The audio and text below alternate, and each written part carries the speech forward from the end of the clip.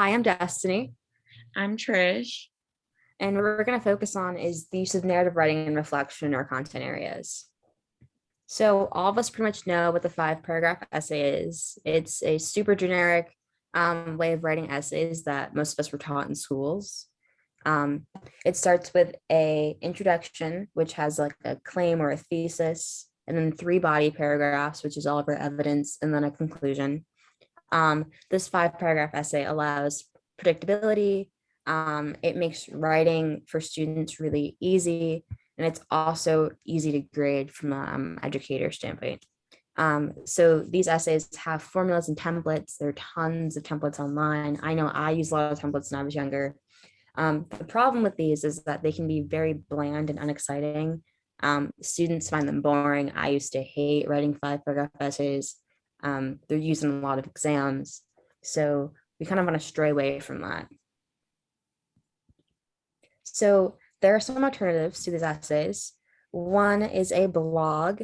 I personally like blogs. They can be unique for every student. You can design them any way you want to. It really showcases the student's voice. There's also multi-genre research papers. I believe we're going to be doing that in this class. It's super versatile for every student. And when you're working with these different genres, students have to be aware of how to use different styles when they're writing. You can't write a research paper the same way you would a blog post. You can't write a research paper the same way you would like a magazine. It's very different. So students have to be aware of other different styles as well. There's also infographics. These can be images, but they have to be chosen carefully to make sure the message is properly received by the audience. There has to be a conclusion in mind that students have to really make apparent to an audience as well. There's also debates. I feel like all of us have done many debates in our schooling. It forces students to think critically and read critically and persuade their audience into believing what they believe. It has opening and closing arguments, which is very similar to a 5 paragraph essay. It's like our introduction and conclusion. And when you're doing this, you have to be very persuasive, same as a 5 paragraph essay. And there's also parody and satire. As someone who has like a theater background and who did a lot of that when I was younger, you have to really understand what you're learning and what you want to portray, because you can really only create satire or parody of a topic when you truly understand it, or else it won't come across well. So these are all different alternatives. And these are things that can also be used in a classroom setting as well. So the reason why these alternatives are so important is because it allows versatility in students. Not every student is writing the same claimed context and evidence. It's very different. The same ideas can be talked about in many different ways. It also allows students to showcase their style and their voice. Students often want to like be seen as different from their peers. I know I felt that when I was younger. I didn't want to write the same essay as everyone else in the classroom. And it can also increase student agency. And you'll be wondering, what is student agency? Student agency is a student's capacity to set goals and reflect on their learning. That's very important for students to be in charge of their own learning. If a student has like great agency, then they'd be more willing to do work and better themselves in school. Agency is also heavily affected by teachers. If you have a teacher that doesn't really believe in you or thinks your class is not as good as other classes, then their students are not going to have great agency. It's important for like educators to believe in their students, just so they can take charge of their own learning. So educators can provide students with literacy tools, like the ones we just talked about, these alternatives, more than just a 5 paragraph essay. Educators can also create a safe space for their students, not only to showcase their work, but also edit their work, um, allow students to branch out and use different types of genres. It doesn't have to be the genres that were listed above or in our readings from this week. And educators can also inspire students to, take charge in their learning.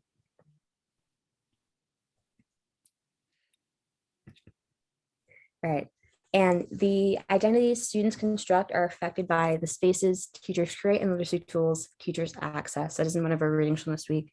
And that really is just the definition of student agency and the importance of educators believing their students. So why create agency in students? Students become more engaged and it can create a stronger work ethic. Ultimately, we want every student to have a really strong work ethic. Not every student will in the beginning, but the goal is by the end that a lot of kids do have a strong work ethic. And that's something that can be used outside of school in their personal lives and at their jobs and whatnot. So it's really important to create agency in kids. Okay, so why implement narrative writing?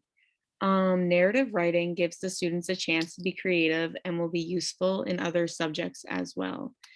And also it can help a teacher understand their students better. Some narrative concepts that are really important are figurative language. So this goes beyond the literal meaning of the word. This can be like similes, hyperboles, imagery, stuff like that. And then also talks about the sequence. So this is like the plot structure, the chronological order that your story will be in. This can also include things like what's the turning point in the story? Is there any conflict in the story? And then the last one is theme. So this is a way for teachers to know that their student understands the overall message. These concepts are super important, not only in like education classes and English classes, but if you're like in a math area, then you need to know like the language or like you need to be able to explain the unit overall. There are a lot of ways like that theme can be used, especially like just knowing like what the overall theme is. These narrative concepts are not just seen in English language arts. You can see sequencing in math problems when you use an equation. Those step-by-steps are the sequencing. And theme can be seen in almost any subject, asking your students like, what is the overall message of, for instance, a picture they're looking at, or if they're in history, what's the overall message of this? Just to make sure your students fully understand what they're learning. So our task for you is briefly give an overview of what narrative writing would look like in your content area and why it is important. Also provide examples of how to create student agency in your future classroom. What does this look like to you?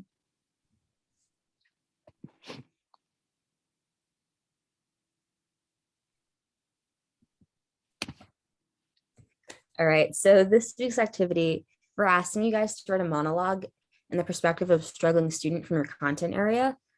So write as if you were asking your teacher for help.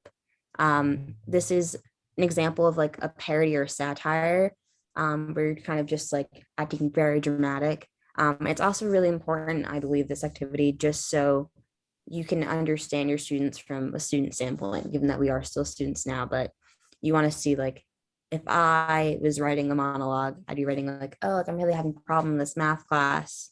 How can I ask my teacher for help? Think about you may be an expert in your area, but not every student will be. So think about that and we'll read them and we're excited to. Thanks.